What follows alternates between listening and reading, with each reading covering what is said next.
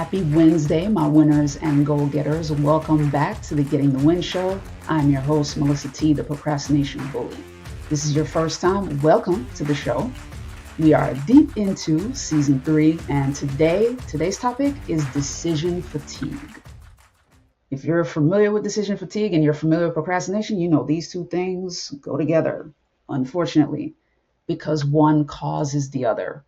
Decision fatigue causes procrastination. So we're going to get into what decision fatigue is today, the different symptoms, what that looks like, and what you can look out for. And I've got 5 solutions for you in terms of how to overcome it or avoid it in the first place. Okay, so let's start with what decision fatigue is. Simply put, every person wakes up with a fresh supply of energy, mental energy, decision-making energy every single day. We all wake up with our tank full because we've slept. Bookmark that because we get into that in the solutions part. But when we wake up in the morning, we have a full tank. With each decision we make, that tank depletes. Every decision we make depletes the tank. And here's the thing. The human brain does not know the difference between a major decision, like whether or not to stay on a job that exhausts you and makes you feel unseen, or whether or not to grab something to eat or eat something you made at home. The brain doesn't know the difference between the two. It's simply a decision. So that energy is going to be depleted. Okay? That's the simplest way to describe decision fatigue. You experience it when that tank is empty or when that tank is starting to get super low. Now that I've defined it, here are some symptoms. You've likely experienced this in your own life and probably was just like, well, maybe it's something I'm eating, or maybe it's just insert reason here. But here are some symptoms and results of decision fatigue to look out for. 1, you procrastinate, right? I did say that. That's one of the symptoms. Since you're so exhausted from making other decisions earlier in the day, by the time you're faced with the next one, you don't want to make it. You just don't feel like facing it. So you'll just put a thing off if you can. Another symptom, impulsive yeses or impulse purchases. So back to that food example, maybe you're too exhausted to go cook something, and maybe you were in a situation where you didn't meal prep, you don't have any leftovers, so instead you just go buy something. You just go get some junk food.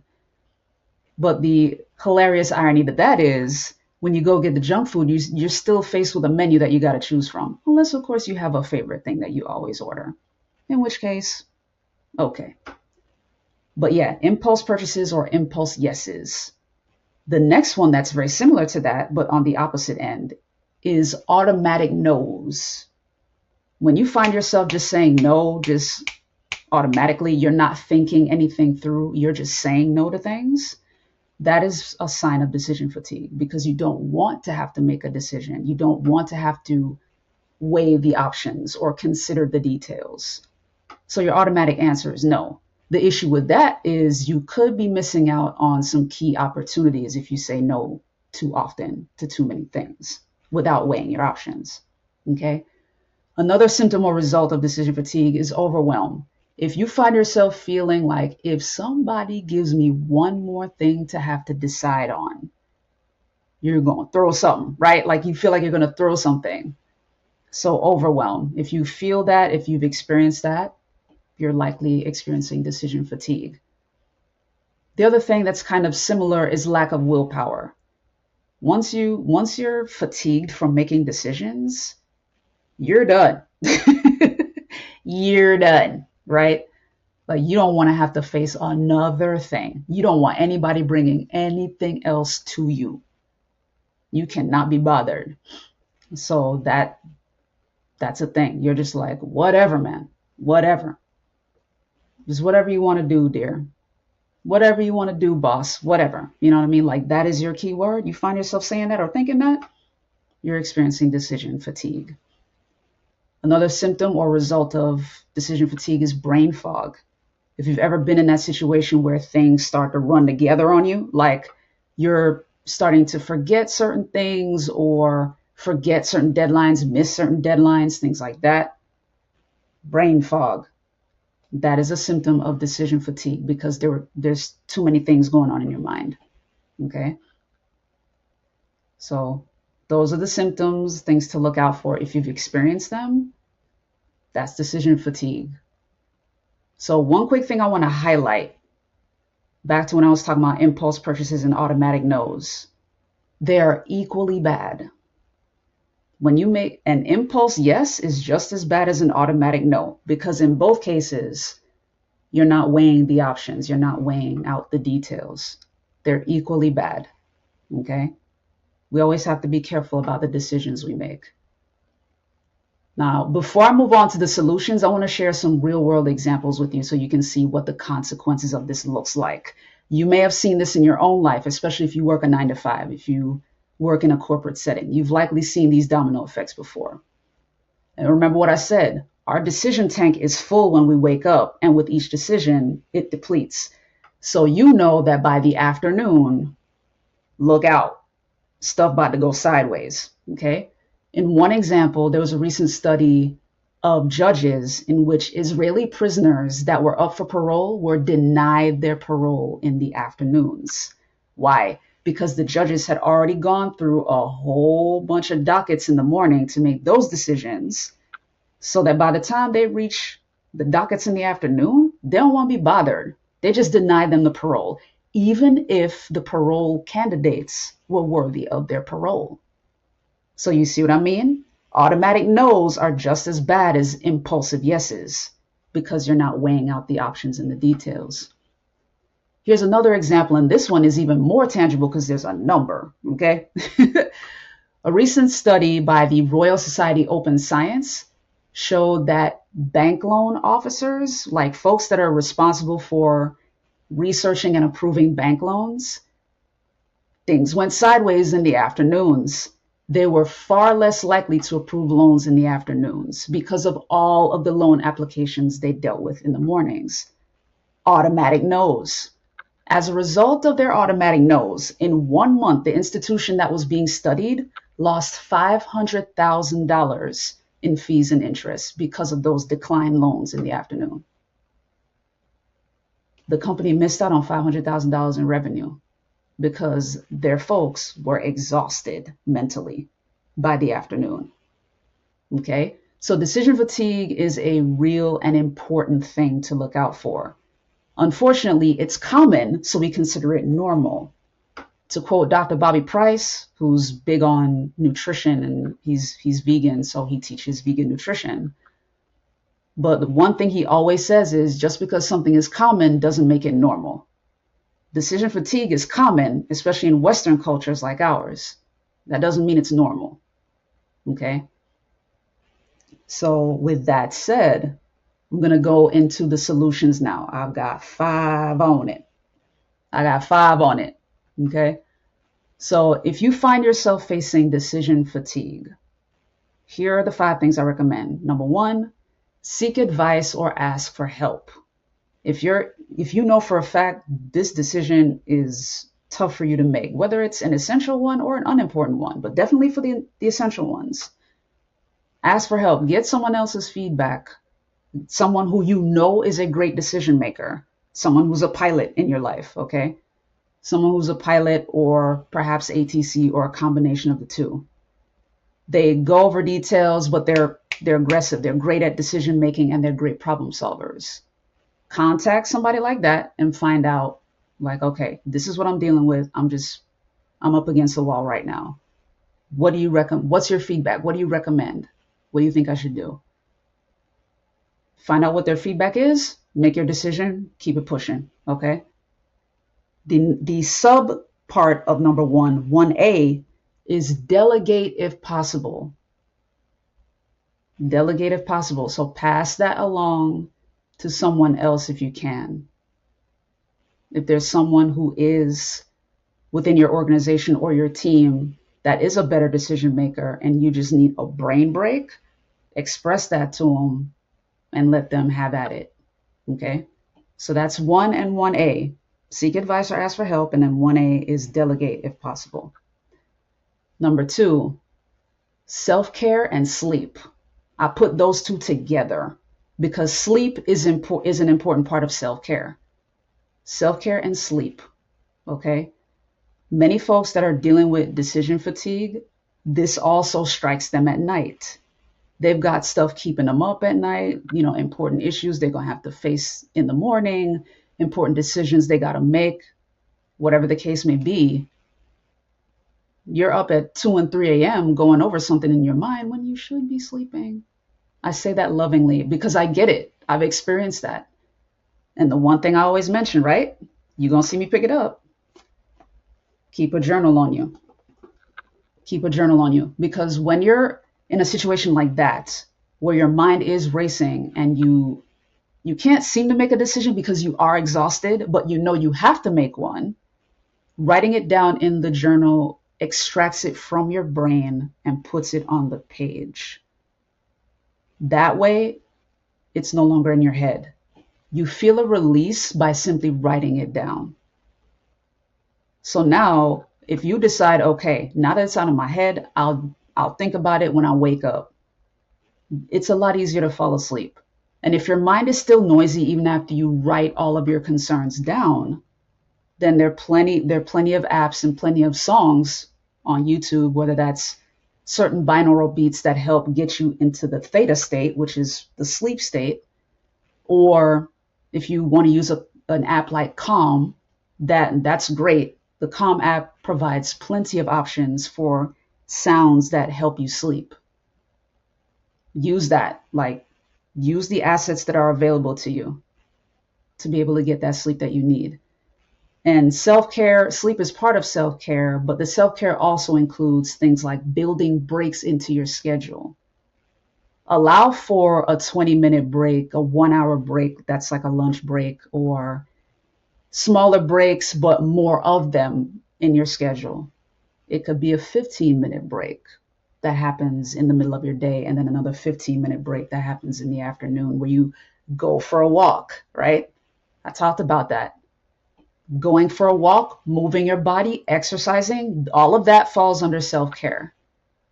All of those things fall under self-care, and they are all important in beating decision fatigue, because what you also need to generate energy is oxygen and movement. And the best way to do that is to go for a walk or to build in an exercise routine into your schedule, whether that's in the morning or in the evening. Or, here's a bonus tip, Robin Sharma, who is a consultant and coach to some of the highest performers in the world, he actually recommends working out twice a day. I don't know if you can do that. You be the judge of that in terms of your schedule.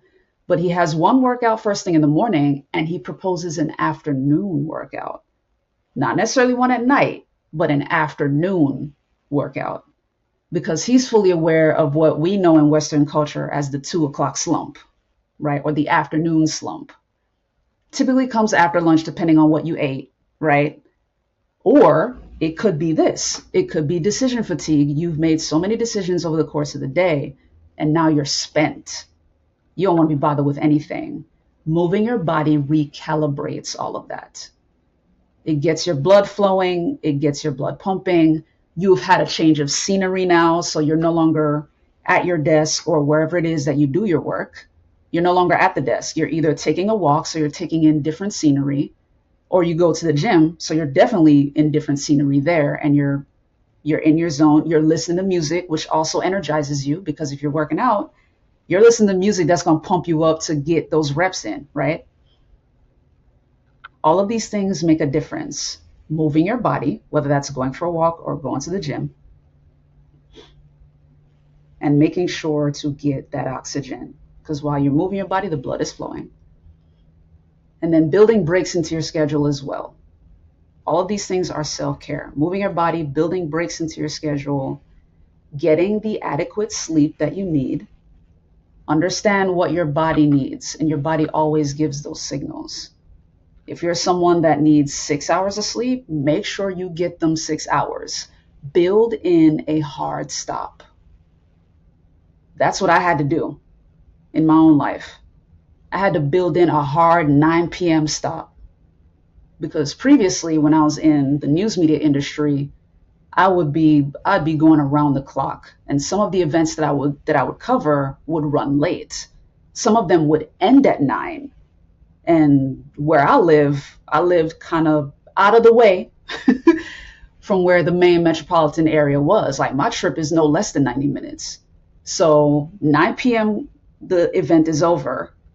90 minutes to get home, so that's 10:30, and then the wind down to get ready to go to sleep. And that's if I can go to sleep right away.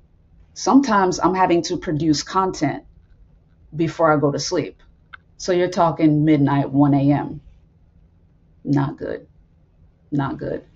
Like I'm fully aware that I need at least 7. I'm a 7-hour person. Don't always need 8. 6 is borderline. Like just knowing my own body.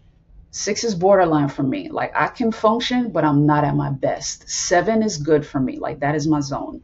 And it's important for you to know yours as well and enforce that. Remember the reminder, you are a hashtag luxury item. Don't only treat the people that you serve as luxury items. You are one too. So prioritize your self-care and your sleep. Build those breaks into your schedule. It can be 2 15-minute breaks in your day. It could be one big 1-hour lunch block, or it could be 30-minute breaks. However you need to set that up in your schedule, prioritize it. Enforce that, okay? Number 3, create simple routines, or at the very least, decrease the choices you have to make. The routines simplify that. Like having routines help you simplify your choices and decrease the amount of them you have to make.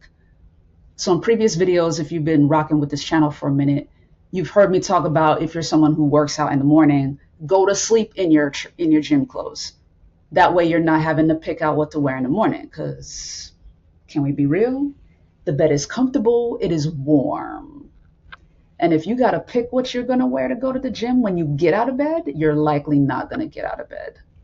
So go to bed in your workout clothes. That way all you have to do is jump out of bed. Put on your shoes and go to the gym. Grab your keys, whatever, and you're out, right? Something like that. Picking out the clothes that you want, that you're going to go to work in beforehand, the night before. Pick your work clothes. That way when you're done with the gym, you come back, you shower, you jump right in your work clothes. You're not having to pick the outfit at the time.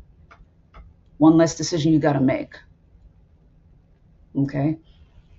And going back to what I was talking about in terms of creating your schedule, one way to decrease the decision fatigue is doing that at the beginning of your week and blocking things out for your entire week at the beginning of the week. But definitely don't do it when you wake up that morning. It's not optimal to be deciding what you're going to do for your day at the start of your day. Preferably, you want to have your schedule for that day taken care of before that day begins. So even if you're not too fond of having to plan out your whole week at the beginning of the week, at least do it the night before. Block out your schedule, figure out what you want to do for that next day the night before. That way you're not dealing with decision fatigue at the start of your day. Imagine the amount of decisions you have to make at the start of the day to figure out what you're going to do for that day. That alone is a lot of decisions. You're depleting the tank real quick when you do that. So I would strongly recommend at least doing it the night before. Okay? The night before. So create simple routines. If you're somebody that you know you succumb to the fast food temptation, you may have to bite the bullet and meal prep.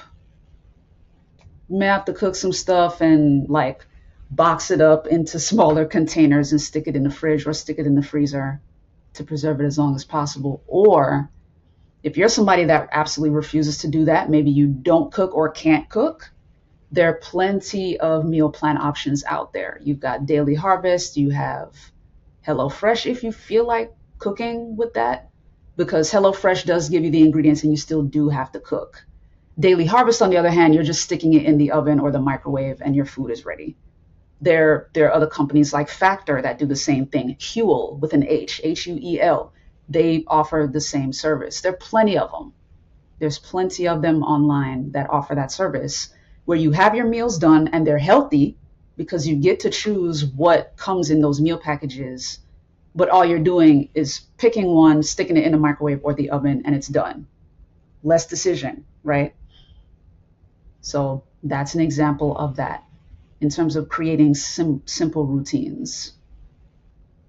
As it relates to the workplace, I mentioned this in a couple of episodes, but preparing your workspace, creating space in your workspace can also decrease your decision fatigue because you're not visually stimulated by too many things at your work desk. Only have the stuff that you absolutely need on your desk. Even if you're somebody that lives in organized chaos, I get it. Like some folks are wired that way. God bless you. Decrease the chaos. I would still challenge you to decrease the chaos.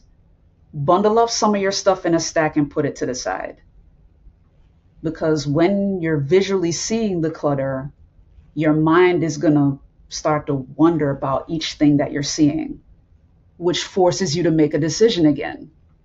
Cut that out. Like whatever you're not working on, stack it up and put it to the side real quick. Only have the things you're going to work on in front of you. Okay? So that's number 3, creating simple routines. Number 4, list out your priorities. Get clear on what your highest priorities are. Revisit episode 4 in season 1 to hear the decision, that priority matrix. Okay? Shout out to Stephen Covey, 7 Habits of Highly Effective People. Go back to that episode if you want to get a detailed breakdown of how to prioritize your schedule, how to prioritize the things in your life. Go back and check that out, okay? But list out your priorities. Again, this comes back to writing stuff down. That way it's no longer floating around in your head. Because when things are floating around in your head that way, you also end up with that brain fog that I was talking about. When things start to run together on you, you don't want that, okay? Write those priorities down and keep them before you. Keep them in front of you. Going back to what I said about your workspace. Only have that list of priorities, categories 1 and 2 only in that priority matrix. Priority category 1 is urgent and important.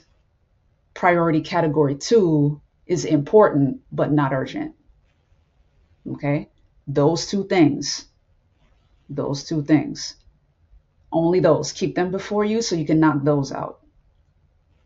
And then number 4, this one is a don't. Don't change your mind. If you're someone that has the habit of changing your mind often, trust me, you're talking to somebody that's been very guilty of that. But if you're someone like me who has that habit of changing your mind often, perhaps you're indecisive, start flexing the muscle of decision, meaning cutting all your options off. Whatever you decide, stick to your guns. Whatever that thing is, even if it's something as simple as picking something to eat. If you're at the fast food joint and you've already placed the order and you're about to change your mind, no. Stick to your guns with whatever that is you chose. You have to continue to flex that muscle of decision. The most successful people in the world are decision makers. They cut all their other options off. They don't change their mind. They make a decision and they stick with it. They make the next decision and they stick with it. All of the options are cut off, okay? So commit to every decision you make. That is the version of that tip in the positive, instead of saying it as a don't. The positive version is commit to your decisions. Commit to your decisions. Stick with it. Even if you're tempted to change your mind, stick with it. Keep flexing that muscle. Keep flexing that muscle. Make it stronger. Okay? So that's it for the solutions. Quick recap. Seek advice and ask for help. That was 1. And then 1A is delegate wherever possible. Number 2, self-care and sleep. Self-care and sleep. So the self-care involves movement, moving your body or exercising. The moving your body could be dancing. It could be going for a walk. It could be working out at the gym. Whatever that looks like. Move your body, get the blood flowing, get that oxygen going so your brain can regain some energy if you're in a slump, okay? Or make sure you're getting that blood flowing first thing in the morning, or both, as Robin Sharma does. You heard me talk about that. So self-care and sleep, that's number 2. 3, create simple routines. Decrease the amount of choices you need to make. If it relates to food, do a delivery service kind of thing. Do a meal kit kind of thing. I named some of them. So Factor, Huel, Daily Harvest. If you feel like cooking, HelloFresh. None of these people are sponsoring me. I'm just sharing this as an option. If you're somebody that you don't feel like having to cook, you just want a quick like drink, Huel offers that. Organifi offers stuff like that. AG1, like there are plenty of companies that offer shakes and green drinks and juices and things like that to replace meals. That way you don't have to make any decisions as it relates to that. Pick out your work outfits the day before. If you're working out, go to sleep in your workout clothes. If you're scheduling your day, make sure to do it the day before or at the beginning of the week. That way it decreases your decision fatigue on the day of, okay? List out your priorities. That was number 4. Go back to that priority matrix if you need to, season 1, episode 4. And then lastly, commit to your decisions. Commit to your decisions. Once you decide on something, don't change your mind. Stick to your guns. Even for something as trivial as ordering food, something as trivial as buying something online, okay? Whatever your decision is, the very word decide means to cut all the other options off. Commit to your decisions. That's how you can either overcome or avoid decision fatigue altogether. And just as a quick reinforcement, I'm going to go back to that sleep thing. Know your body. Understand the signals it's sending you. If you know how much sleep you need, commit to getting that sleep every single night. Put a hard stop in your schedule if you haven't already. Build in a hard stop. And I get it. You might be someone that has a family that might be very difficult for you. This is where you communicate with either your kids if you're a single parent, or communicate with your spouse if you're married, or if you're co-parenting. Communicate openly with your partner, but communicate is my point. Express what your needs are and put in that hard stop, because no one's going to take care of your body. You're the only one responsible for that. Build in that hard stop so you can get the amount of sleep you need so your brain can regenerate, because it is only in sleep that our brains can regenerate, because at that point we're not doing anything to require any energy from the brain. We're not moving our hands or our feet or anything like that. We're not putting ourselves in danger. At this point, we're asleep, so we're safe. So then the brain goes to work cleaning itself and re-energizing the body. Okay? So build in that hard stop, take your sleep seriously, know how much sleep you need, and enforce that. If you need help doing any of this, get that help. You always hear me talk about accountability. Make sure you have an accountability partner or a loved one or a close friend, a coach, a therapist, if that's necessary. But if you need help doing any of these things, get that help. Reach out. If you need me in your corner, you have me. Hit me up, okay? So on that note, be sure to subscribe on YouTube. If you're following the show there on YouTube, subscribe at Getting the Win. You can follow me on Instagram, Pinterest, and Threads at Getting the Win Show. So feel free to DM me if you need me on Instagram, or drop your question in the comments on YouTube if you're watching from there. In the meantime, have a great and productive rest of your Wednesday and a great and productive rest of your week. Peace.